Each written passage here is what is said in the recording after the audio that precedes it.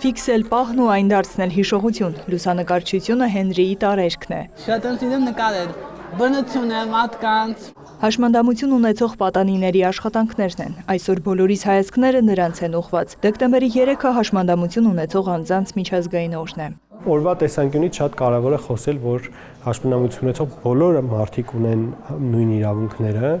եւ պետության պարտավորությունն է ապահովել այդ իրավունքները, մատուցելով անհրաժեշտ ծառայություններ, մշակելով հատուկ ծրագրեր, որոնք կապահովեն հաշմանդամություն ունեցող մարդկանց հավասարությունը հաշմանդամություն չունեցող մարդկանց հետ։ Ինտերակտիվ թրեյնինգից մինչև մշակութային մաս, հաշմանդամություն ունեցողներին նախ ներկայացվում են նրանց իրավունքները, առանձնացնում ընտրական իրավունքը։ Կարևոր է ցանկացածի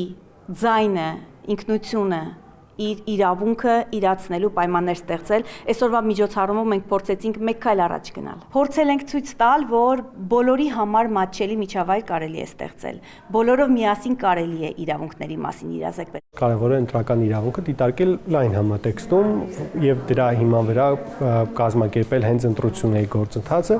նաեւ հաշվի առնել, որ ընտրական օրինակ հատկապես նախընտրական փուլերում շատ տարբեր իրավախախտումներ կարող են լինել եւ մարդիկ պետք է իրազեկ լինեն իրենց իրավունքների մասին։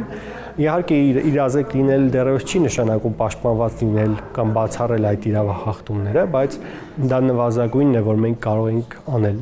լինել տեղեկացված մեր իրավունքների մասին։ Ֆիզիկական միջավայրի տեղեկատվության մատչելիության եւ շատ այլ հարցերում հաշմանդամություն ունեցողների իրավունքները դեռևս լիովին պաշտպանված չեն։ Ուստի նման միջոցառումները լավ առիթ են եւս մեկ անգամ խնդիրների մասին խոսելու, նաեւ նրանց իրազեկման մակարդակը բարձրացնելու համար։